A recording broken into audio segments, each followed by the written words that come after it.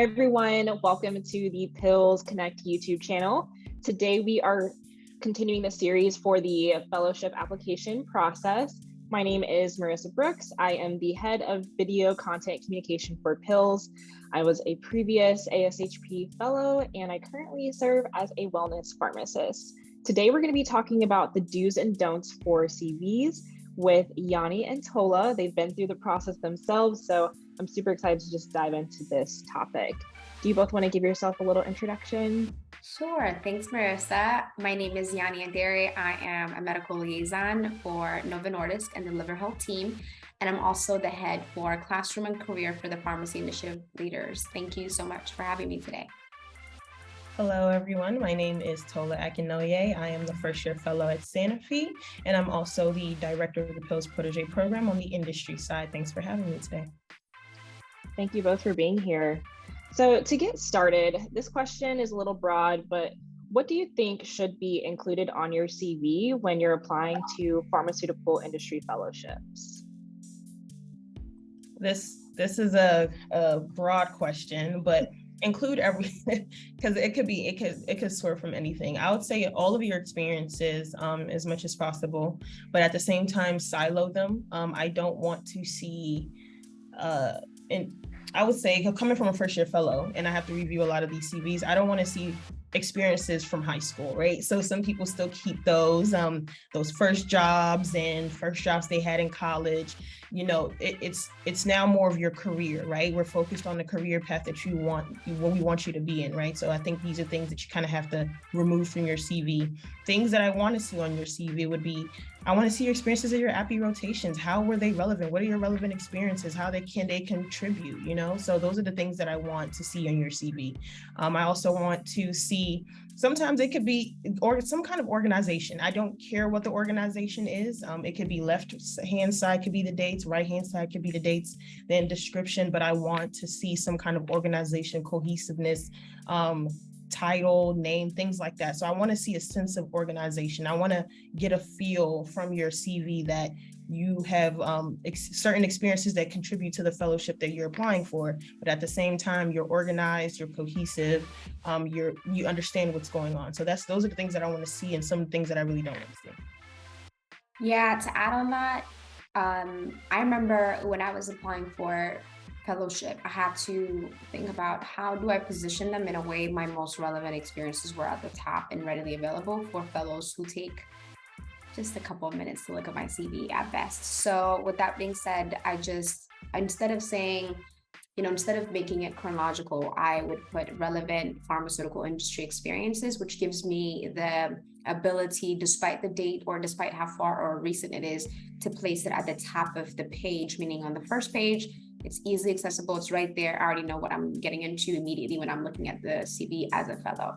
So I would say simple things like that, and then everything what Tola said would help. But I think also adding specific terms, and this is something that Tola touched on in another video that we did, and this is about like, if you're going for HER roles, thinking about real world evidence, data generation, right? Thinking about those type of things and adding them in your CV so they're easily able to pick them up would be a really great place to start. And I think another thing I'll do a shameless plug on here is that if you go to Pharmacy Initiative Leaders or PostConnect on YouTube, we have a very thorough CV do's and do not do's videos that Raina and myself did actually from a year or two ago, and I think it's still very relevant. So definitely check that out for a little bit more lengthy view of we did a sampling and just walked over the CV ourselves. So yeah, I would kind of just add that resource in there from Pils. That's great. We'll definitely pin that to this video so they can get links straight there. And you also touched on like preferencing the most important things that you want to be seen at the top of your CV. And I've gotten that question too, like, does it have to be in a certain order, certain page limit? Do you think there's any like, golden, 4 pages, or like, what would you guys say is recommended for CV length? 3. I'm sorry, I have to be honest and say that anything past the 3rd page, this is another one of those things. If you ask me, I'll tell you one thing. If you ask another person, every person you ask might tell you something different, but the more concise, straight to the point, short, but has, shares enough of a story about your journey and why you're applying for that role, that's all you need, meaning it doesn't need to be 4 pages. It does not need to highlight everything. I would say in your titles, it should say selected volunteer experiences, selected organizational involvements, selected whatever, meaning you're already telling them that I've selected this and put them on my CV, meaning I have more to discuss should you ask, but not everything needs to be on there. To Tola's point, if you did it in high school, if you did it somewhere when you were so young and so far away, I mean, you had a couple of degrees after that, probably don't put it on there, right? So I would say that the most important thing that you give enough idea to the particular hiring manager or recruiter of why you are actually a great candidate, but don't overload it to the point where those great gems about yourself get lost because you feel the need to highlight everything. The reason why we say highlight is that it actually has to be highlighted. It does not have to be lost in the word of everything else. So that's probably my short spill on that. Yeah, I agree with everything that Yanni has stated. So putting relevant experience as much as possible at the top. Again, we are probably getting in 50 to 70 applications maybe per fellow, or maybe 40 to 50 per fellow. I probably am not going to look at your CV more than a minute. Even a minute probably isn't too much, right? So you wanna, we don't have that generation of a computer where we can kind of sift through your CV, right? We're actually thoroughly looking through it. So we want to see the top things that catch our eye. Make it, if you did research, I need that research title to be bolded. I want to be able to catch that, because I'm going to be skimming through. The first 2 pages need to be very important, very informative, grab me, and then things that exactly what Yanni said, selective volunteer experience, selective leadership experience. When it comes to your LOI, which is a complete different story, you could express that in there, right? You can talk to those things a little bit in detail, those things that you feel that are very important, and kind of be a bit more descriptive in your LOI. But when you come to you're giving me a story, you're keeping me in the loop, you're giving me a bit of mystery. So I want to learn more about you. So I'll, invite you to an interview. So these are things that you should keep in mind. I think I would add, Marissa, is that if you don't have as many pharmaceutical industry experiences, you would want to add other things that show that you have done what you can to fulfill the gap in experience. The reality is you're a student, you're not expected, depending on also your geography, you're not expected to find certain fellowships because it could be really tough if you're in certain parts of the country to be able to get some fellowships because they're so limited, rotations or internship experiences. So highlight your internship. That was one of the things that my fellowship director specifically looked for, is even if a student does not have pharmaceutical industry experience, he's very, very heavy on the leadership experiences that actually bring value. Not like I was a historian and it really just said I took one pick, right? Like, what did you do and the things that you took leadership roles in, so that I can say, even though she did not have industry experiences in a time now when a lot of people have them, it makes you less competitive. So if you have leadership experiences, it shows that at the end of the day, you really did your duties in making sure you are expanding your experiences, your knowledge and skill sets, which is all that the fellowship director is really invested in knowing, because they're there to also teach you, as we previously mentioned in another video. So just to keep in mind that highlight your leadership as much as you can if you feel like you don't have as many pharmaceutical industry experiences. Leadership, service, traveling, volunteering, awards, any certifications, all of those, if you don't feel like you have as many industry experiences to highlight. And even if you do, it will never hurt, but keep it concise. Yeah, that's a good point. It's always, it's about like the full picture. It's not just like one thing you're looking for in a candidate. So it's always good to highlight all of those things. And do you think that a candidate should tailor their CV to each position that they're applying to? Would you say that's important, that they really make it specific to that position? I will speak on this. It depends. I apply to 2 different functional areas myself. So if you are interested in one role or one particular functional area, because you could have multiple interests, tailor it to that functional area, but make sure it's because it could be HOR, but it could be HOR and maybe patient advocacy or patient value or value and access or market access, all fall under the kind of sort of same thing, but you want to tailor it to as many things that you can as much as possible, because there's a lot of overarching. For medical affairs, same thing. You would want to tailor it to medical affairs. Now, sometimes it may not be direct. You can't really necessarily tailor it to a particular MSO because you haven't really experienced those things, right? So you just want to make sure you're tailoring it as much as possible to the functional area that you're applying to. I had 2 complete different CVs. So again, you want to make sure that you're identifying key words or key things that each fellowship has, so that when they see it, they can kind of pick up on that. That's a good point.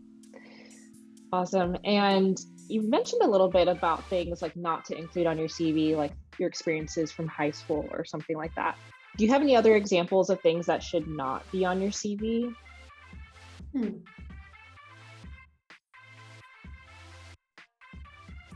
I'll go ahead and say one that I don't like to see, Yanni. I don't know about you, but if I see a description that I have 3 things that I need to see on the CV: what you did, what your impact was, and what the result was. And with that one description, I should be able to grasp that from that one description, that one bulletin of whatever the description may be. It could be your appy rotations or whatever. It could be any experience, volunteer experience, whatever the case may be.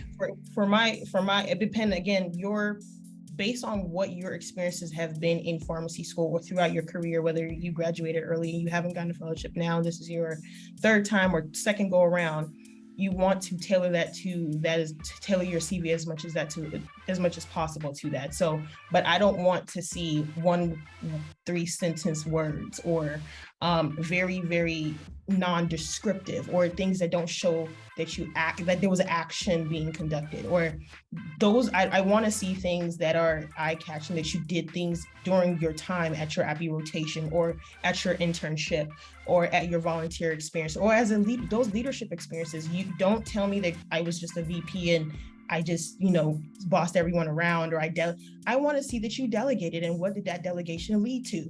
What was the result of that delegation? So I want to see those things. It just shows me that you took a lot more time on your CV. Yes, be concise, but also I need to see what you're doing, right? So those are things those are nitpicks for me. I would say pharmacy is such a small network, whether you're in the pharmaceutical industry or whether you're in the clinical pharmacy or retail pharmacy or really any field. Don't embellish your experiences to the point where it would be straight out lying. I say that because we all want to look good, meaning we all want to find and choose words that would highlight what we did in the best possible way. But the reality is you should not put things that you did not do, especially in team settings, because the reality is the person interviewing you or the person who knows the person that's interviewing you could know that you did not do those things. There's nothing worse than taking the credit for the things that you did not do and then having to, because for example, I'll tell you, as a fellow, when I was interviewing people, there would be lots of times where I'd be like, oh, she went to Howard. I wonder if I can check in with some of my colleagues from Howard to see if they know her, right? And so that's a very easy check for me. Not that I'm doing FBI investigation on these students, because I don't even have that much time at the time as a fellow, but I think that it's really just a check-in to see, can they vouch for her? Because that adds value to the person. So it's very easy to call and check if you want to, or if you're in the same network, same alumni, whatever it might be. So definitely try to be as truthful as possible in your CV. I think that's one thing I would say, and I totally agree with Tola's points. If it does not bring value, if it does not actually highlight you or add to your CV, if it's just words, don't do it. You made a really good point, Yanni. I had a very similar experience where someone reached out to me asking about a person who had applied to something, and I had to give them a very honest opinion that it kind of, it was kind of awkward because they were telling them something totally different from what I had experienced with them. So you never know who knows, the person that you're interviewing with and stuff. So it's always good to be honest on your CV. And I would say, in addition to honesty, it's also knowing the words that you're putting. We talked a lot about those catchy terms to use from your functional area, but like you don't have to sound so complicated on a CV to catch somebody's attention. Actually, what it would make you sound like is that you went on Google, copied that job description and put that description in there. And automatically, I don't think it's authentic to you. And it would make me want to, in the interview, ask you, so what do you mean by this particular sentence or this particular statement, right? And catch you off guard, which is not good. But the reality is just know whatever you put on your CV. No, obviously, we all know this, it could be asked for, but don't try to sound this profound, sophisticated, like whatever person. In simple terms, what you did, and if I could just look at it and digest it, it's better than if I could be like, why are they trying to sound like this? You know, even my VP will not have a CV that sounds like this, you know? So keep that in mind. Yeah, absolutely. I think we've all had a fair share of our eyes on, you know, CVs across the years. What would you say is the biggest mistake that you've seen out of all the CVs you've ever looked at? The biggest. A couple of things. One, very distracting, meaning I can't pinpoint and say the biggest thing. I would say that it's one of the things that you should not do, is distract away from your message and your overall story. And I felt like the CV had just so many colors and was vibrant. It's beautiful that you have a vibrant personality. I don't think it needs to be on your CV. And that way, I think keeping it clean, slick, professional, and allowing people to focus on the word is better. Not everybody can relate to your creative, creative ways of expressing yourself. So I think it's better to be on the safe side. The other thing is what I mentioned, just complete not true things that, you know, a CV that had things that, you know, just does not make sense for that particular person based on some of the things I've heard about as well. I think those are my two things, is distracting CVs. Oh my goodness, fonts. I mean, it also goes in the bucket of distracting. Like, it does not have the consistency, just having random colors, not making sure that it's, you know, numbered, things like that. I feel like if it misses those, then it's kind of an issue. I feel like one of the biggest things that I would say more falls under the do's and don'ts would probably be your address. So I don't mind saying city and state and zip code, but your actual house address, those are things that you kind of have to eliminate out of your CV just for safety purposes. There's a lot of things going on in the world right now, so you want to be safe. So it kind of it cringes me a little bit when I see direct home addresses on CVs. So that's a good point. I think that's definitely like one of those older like resume type of things that people used to do, and it's definitely something that you don't have to include nowadays. All right, well, thank you so much, Yanet and Tola, for joining me in this conversation. I think, you know, people are really going to find value in this conversation. So everyone watching, thank you for joining us, and stay tuned for the next part in the series. Have a great night.